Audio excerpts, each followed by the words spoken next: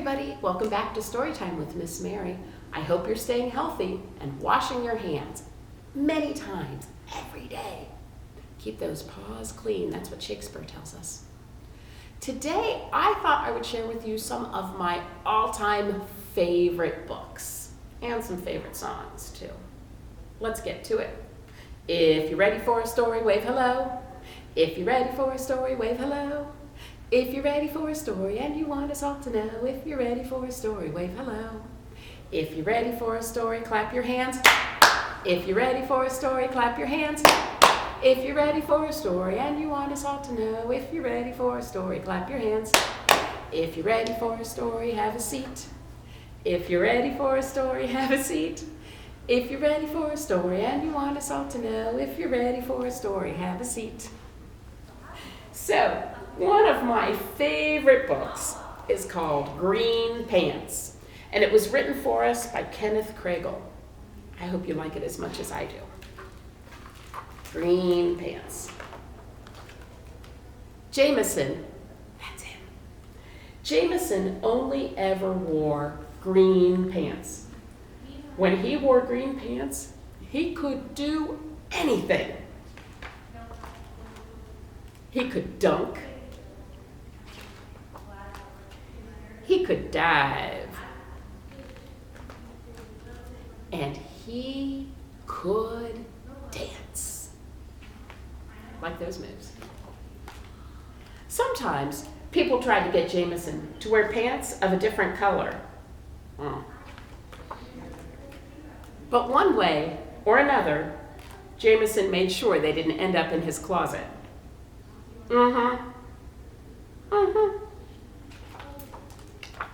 One day, Jameson's cousin Armando came by with his fiancée, Jo. Jo had the nicest smile Jameson had ever seen, and her eyes seemed to sparkle like the autumn sun shining over a running river. "Hey, Jameson, we have a question for you," Armando said. "Would you like to be in our wedding?" Jo asked. "Absolutely," Jameson replied, staring deeply into Jo's bright eyes. The next morning, Jameson's mother said, "You know, being in a wedding is a big deal. There will be a lot of standing." "No problem," Jameson said. "And you'll have to smile nicely for all the photos." "No problem." "And you'll have to use your best manners at dinner." "No problem." "And one more thing," his mother said slowly. "You will have to wear a tuxedo." A tuxedo is a special suit that usually has black pants and a black jacket and a fancy white shirt. "You will have to wear a tuxedo," said Mom. "Okay," Jameson nodded.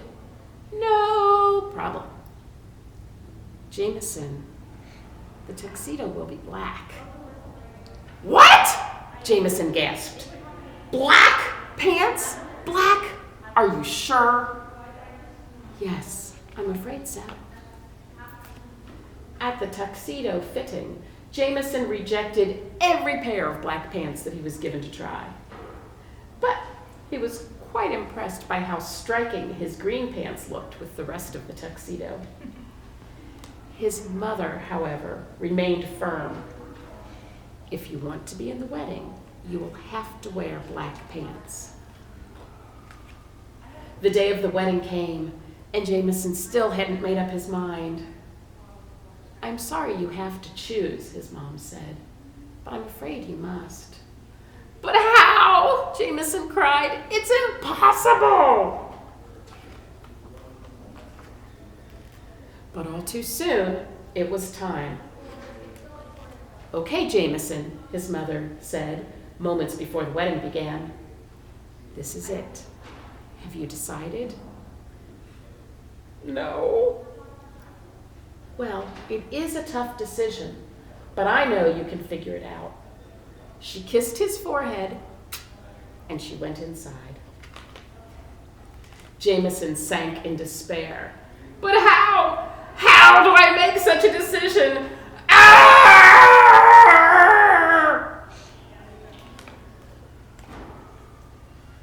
Then Jo appeared.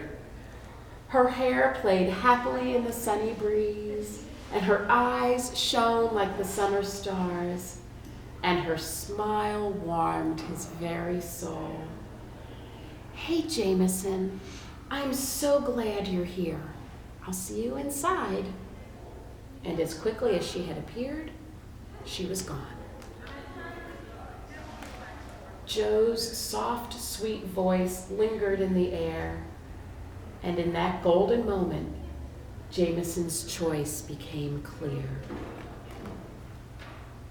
The wedding began, and Jameson appeared right on cue, looking quite dashing in his tuxedo.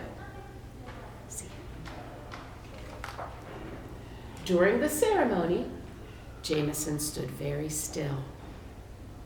Afterward, he posed for every picture with perfect charm and grace. At dinner, he was pleasant and courteous, and his manners were impeccable. But the moment that dance music began, a pair of black pants fell to the floor, and Jameson danced like no one has ever danced before. Isn't that wonderful? Green pants. Kind of makes me want to dance like I've never danced before.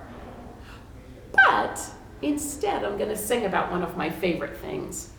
If you all have been to my story time, then you know that I try to match my socks to our theme whenever I can. So I wore some of my favorite socks because they show off my favorite library. So I want you to take a minute and look at the socks on your feet and look at what color they are, or maybe they might have a pattern, and we're going to sing about that. The socks on my feet have polka dots, polka dots, polka dots. The socks on my feet have polka dots here on my feet. The socks on my feet are green and orange, green and orange, green and orange. The socks on my feet are green and orange. These are my socks. The socks on my feet do not match, do not match, do not match. The socks on my feet do not match. These are my socks. If you hear my friends laughing, that's because they didn't know I was going to do that. But if you've been to my story times, you know socks are always a big part of it. And if you've been to my story time, then you know how much I love reading. Do you know why? Because reading makes me feel good. In fact, my friend Todd Parr wrote a book called Reading Makes You Feel Good. Are you ready? It's one of my favorites. Reading Makes You Feel Good by Todd Parr. Reading makes you feel good because you can imagine you are a brave princess or a scary dinosaur. She's saying, "Help, help, save me." And the dinosaur is saying, "Grrr." And did you notice the dinosaur is wearing glasses just like I do? Do you wear glasses? Maybe this dinosaur is made just for you. You can learn about places and people when you read. You can make a new friend. And you can do it anywhere. Reading makes you feel good because you can learn how to make pizza. Yum, my favorite. You can find your favorite animal at the zoo. We're going to pause for a minute. I know people whose favorite animal is a giraffe, and I know someone whose favorite animal is the elephant. Do you know what sound an elephant makes? Let's see, I think it's written here on the back of this book.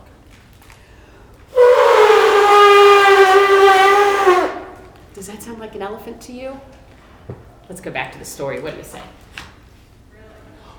When you read, you can make someone feel better who is sick. That's a good thing. You can travel to faraway places.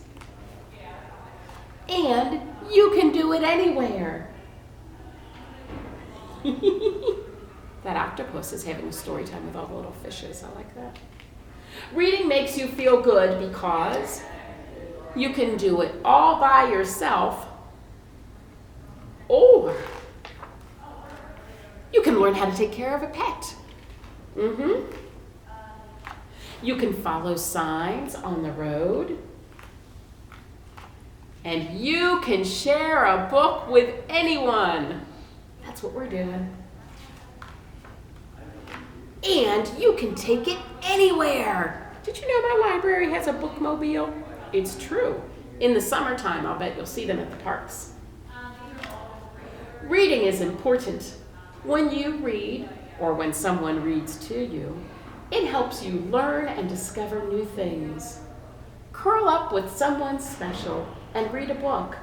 You'll feel really good. Love, Todd. And that was Reading Makes You Feel Good by Todd Parr. So let's see. If we're talking about Mary's favorites, today we had one of my favorite stories, my favorite clothing, my favorite thing to do. And if you know me, you know that my favorite way to travel is on the train. So I have a song about trains I'll bet you know. And if you don't, I'm sure your grown-ups know it and they can sing it with you. I hope my friends here will help me to sing this song. Are you ready? I've been working on the railroad all the livelong day. I've been working on the railroad just to pass the time away. Can't you hear the whistle blowing? Rise up so early in the morn. Can't you hear the captain shouting? Dinah, blow your horn. Dinah, won't you blow? Dinah, won't you blow? Dinah, won't you blow your horn? Dinah, won't you blow? Dinah, won't you blow? Dinah, won't you blow your horn? Someone's in the kitchen with Dinah. Someone's in the kitchen, I know. Someone's in the kitchen with Dinah, strumming on the old banjo, and he says, fee-fi, fiddly-I-o, fee-fi, fiddly-I-o, fee-fi, fiddly-I-o, strumming on the old banjo. I guess I probably could have learned how to play the banjo for today, but that's not happening. Well, thank you so much for joining me for Stories and Songs again today. I look forward to the day when we can all get together in the same place.